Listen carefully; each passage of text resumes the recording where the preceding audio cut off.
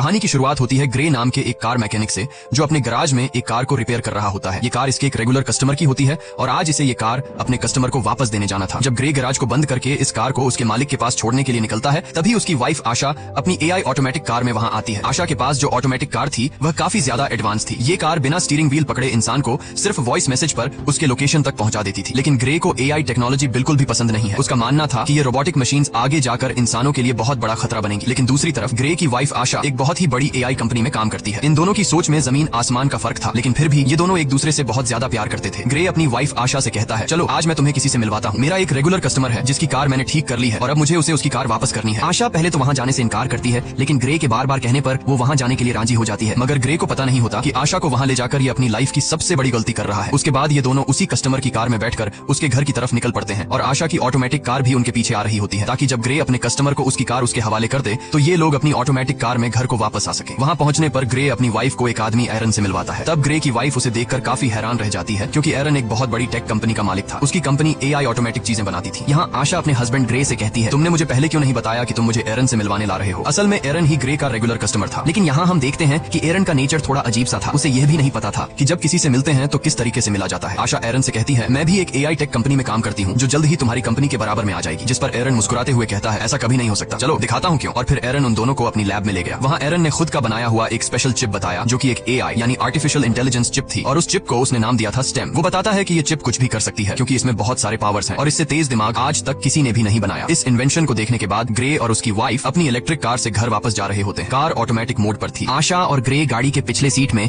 Romance में मसरूफ थे, लेकिन तभी अचानक से उनकी कार अपने रास्ते से भटककर दूसरे रास्ते पर चलने लगती है। ग्रे ये नोटिस कर लेता है कि कार वहाँ पर नहीं जा रही जहाँ उसे जाना चाहिए। तब ग्रे की वाइफ अपनी कार को वापस घर के रास्ते पर चलने के लिए कहती है, लेकिन वो कार कहती है कि सिस्टम में कोई खराबी आ गई है। ग्रे मैन्युअली कार की ब्रेक दबाकर उसे रोकने की कोशिश करता है, जिससे कार रुकती नहीं बल्कि उसकी स्पीड और ज्यादा बढ़ जाती है। ये दोनों कार को रोकने की काफी कोशिश करते हैं, लेकिन कार को नहीं रोक पाते, जिसकी वजह से उनकी कार स्पीड ब्रेकर से टकरा जाती है और उलट जाती है। लकीली इस एक्सीडेंट में इन दोनों को ज्यादा चोटें नहीं आती और ये दोनों बच जाते हैं। ये लोग कार से निकलने की कोशिश कर रहे होते हैं कि तभी वहाँ पर एक गाड़ी आकर रुकती है, जिसमें से 4 लोग बाहर आते हैं और वो इन दोनों को कार से बाहर निकालकर पकड़ लेते हैं। उसी जगह पर एक पुलिस ड्रोन कैमरा भी ऊपर से सब कुछ शूट कर रहा होता है, जो उन 4 लोगों को पहचानने की कोशिश कर रहा था, लेकिन ड्रोन उन्हें नहीं पहचान पाता। यहाँ ग्रे को लगता है कि शायद ये लोग चोर हैं। वो उन लोगों से कहता है, प्लीज हमें छोड़ दो और बदले में तुम बेशक हमारी गाड़ी, पैसे, सब कुछ ले लो। लेकिन वो लोग ग्रे की कोई बात नहीं सुनते और उनमें से एक आदमी ग्रे की वाइफ को शूट कर देता है। ये देखकर ग्रे पूरी तरह से सुन्न हो जाता है। ग्रे की आंखों के सामने उसकी दुनिया उजड़ गई। वो तेजी से चीखने लग जाता है। उसके बाद ये लोग ग्रे को पकड़कर पहले उससे खूब मारते हैं और फिर यह लोग ग्रे को भी गर्दन के पीछे गोली मार देते हैं। ये लोग ग्रे और आशा का सारा सामान चोरी करके वहाँ से चले जाते हैं। ग्रे की सांसें अभी भी चल रही थी और वो अपनी आंखों के सामने अपनी वाइफ को तड़पता हुआ देख रहा था, लेकिन ग्रे कुछ भी नहीं कर पा रहा था, क्योंकि उसकी बॉडी का कोई भी पार्ट नहीं हिल पा रहा था। और फिर ग्रे की आंखों के सामने उसकी वाइफ की मौत हो जाती है। कुछ देर बाद वहाँ पर